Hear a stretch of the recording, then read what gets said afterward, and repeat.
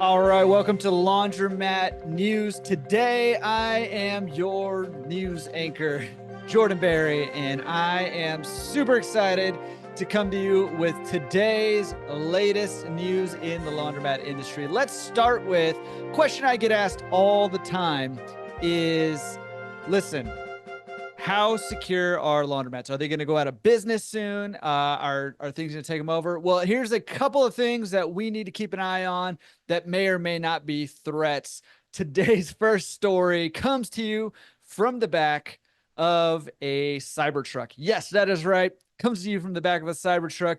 There is a handyman out there who is literally plugging a washing machine into the back of his Cybertruck and driving it around town, advertising his handyman services. So, do we need to be afraid of these mobile laundromats driving around in the back of Cybertrucks?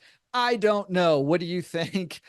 Could be a huge threat to us, but maybe not. I don't know. So that's today's first news story. Keep an eye out for Cybertrucks with washing machines in the back of them. And until then, I think we're okay. Story number two comes to you from the nonprofit world. And there is a church in Flint, Michigan, who is doing something awesome, I think.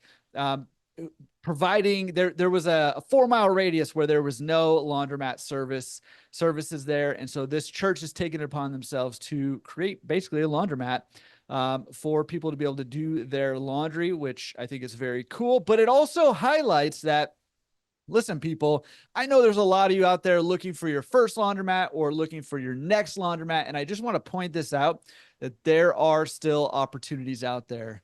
So keep on looking and keep on trekking. You got to keep working the system, and then the system will work for you. Coming up next to you from PBS and a whole lot of other places, there's a hot topic in laundromats right now, and that is microplastics.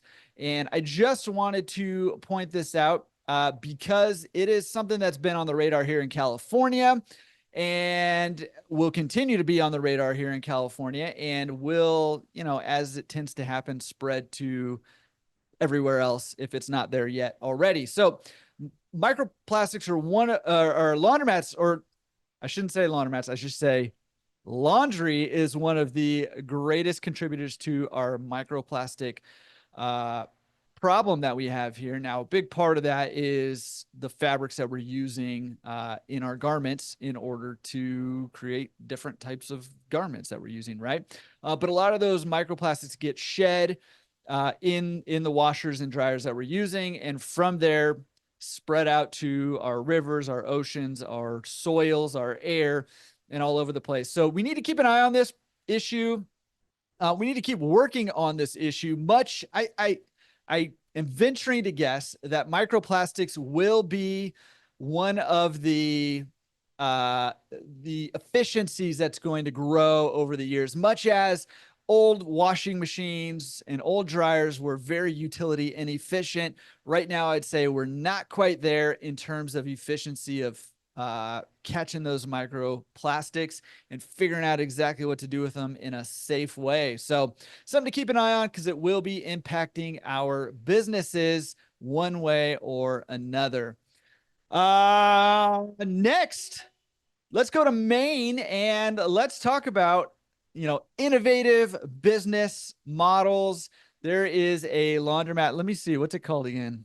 Laundry Up, I think, in Maine. Laundry Up. Yeah, Laundry Up in Bidford. Maine has got your laundry covered, but also has an Italian restaurant. So I love seeing stuff like that where business owners are getting creative and looking for unique and different business models and ways to stand out in the community. So listen, you can go to an Italian restaurant, spill spaghetti sauce all over you, and then head right over to the laundromat and get that thing taken care of. So very cool business model out in Maine. One more just quick news story. There's another report done that says, hey, the market is looking good for self-service laundromats in the future. So again, Hey, news is good here. I'm going to take a quick second to pause for my own news here, and that is that Laundromat News is going to be going out to you live on the Laundromat Resource radio station, which you can find at laundromatresource.com/radio every Thursday at 5:30 Pacific time, 5:30 Pacific time, starting on, I believe, the 19th of September. Is that? Yeah, 19th of September. So starting then, it will be going out live. So look forward to that. If you want to join us at laundromatresource.com/radio, 5:30 p.m. Eastern, 8:30 p.m. or Pacific, 8:30 p.m. Eastern. Oh gosh, now I just confused myself and you. 5:30 p.m. Pacific, 8:30 p.m. Eastern. That's when it will be going out live to you. And then it'll be posted the next day for, the rest of the people who, just don't want the latest and greatest news right when it's coming out. But love for you guys to join me over there. And just a quick plug for Laundromat Resource Radio over there. You've got 24/7. You've got podcast episodes, live Q&As, webinars that we've done in the past. Some of that stuff you can't get anywhere else anymore except for on the Laundromat Resource radio station. So go check it out. A lot of fun. And finally, let's wrap it up with a couple of sisters. I'll just give them a quick shout out. Marissa and Miranda. That's right. Marissa and Miranda doing pickup and delivery laundry without a laundromat. They're doing it there. And I love what they said. One of the things they said in this article is, listen, you can outsource anything. And if there's a chore that you don't want to do, there's somebody who will do it for you. And they're stepping up in their community in Frederick. And I know a lot of other people are doing the same. So shout out to you guys who are out there hustling, starting your laundry business with a laundry pickup and delivery service without owning a laundromat, or I should say for many of you pre-laundromat, because I know the goal for Marissa and Miranda and many of you who are starting this way is to get your own laundromat and maybe even a laundromat empire going. So shout out to that. But also, as laundromat owners, keeping an eye out for what's going on in this industry. And one trend that we see picking up hugely, not only with services like Poplin that are crowdsourcing this service, but also just a lot of independent laundry service operators who are operating out of our laundromats that's booming right now. Lots of people are doing that. So keep an eye on that. Maybe it's a good opportunity to partner with somebody like that. Maybe you want to start that service yourself and you need to know what's going on in your community. So